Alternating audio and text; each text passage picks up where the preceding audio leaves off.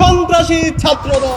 ছাত্রদলকে কাপুরুষ আখ্যা দিয়ে সাদিক কায়েম বলেন, পৃথিবীতে তিনটি গোষ্ঠী আছে যারা সন্ত্রাসী এবং যারা প্রকাশ্যে হাসপাতালে হামলা চালায়, তার ভিতরে অন্যতম হলো ছাত্রদল। এছাড়াও ছাত্রদলের হামলাকে কেন্দ্র করে সাদিক কায়েম ছাত্রদলকে ইসরায়েলের সাথে তুলনাও করেন।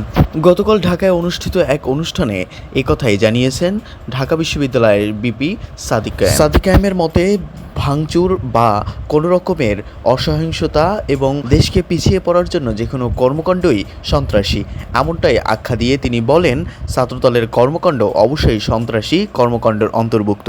এছাড়াও তিনি বলেন, ইসরায়েল প্রকাশ্যে হামলা করে হাসপাতালে, তারাও প্রকাশ্যে হাসপাতালে হামলা করে। ঢাকা আলিয়ার সহ বিভিন্ন স্থানে তারা হামলা চালিয়েছেন, এমনটাই অভিযোগ করেছেন। সে সময় সাদিক কায়েম আরও বলেন, ঢাকা বিশ্ববিদ্যালয় সহ বিভিন্ন বিশ্ববিদ্যালয়ে ভিপি এবং জিএসদের উপরে তারা হামলা করেছেন, এমনটাই অভিযোগ করেছেন।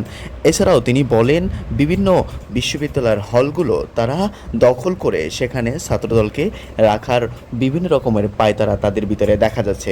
এছাড়াও ঢাকা আলিয়ার বিভিন্ন প্রকাশ্যে তারা হল ভেঙেছে। এছাড়াও সামাজিক যোগাযোগ মাধ্যমে কয়েকটি ভিডিও ভাইরাল হয়েছে, যে ভাইরালকৃত ভিডিওতে দেখা যায় প্রকাশ্যে ছাত্রদল নেতার তার উপস্থিতিতে ভাঙা হচ্ছে সেই ঢাকা আলিয়ার প্রকাশ্যে জানালার গ্লাস সহ আরও নানা আসবাবপত্র। এছাড়াও এই ভিডিওগুলো সামাজিক যোগাযোগ মাধ্যমে ছড়িয়ে পড়লে নেটিজেনদের মাঝে শুরু হয় নানা আলোচনার সমালোচনা। কেউ কেউ বলেন, এটা সাদিক কায়েম যে কথা বলেছে তা কখনোই অবিশ্বাস্য নয়, যেন দেখে দেখেই এই কথাগুলো বলেছেন। তবে আমাদের সচেতনতা বেশ দরকার।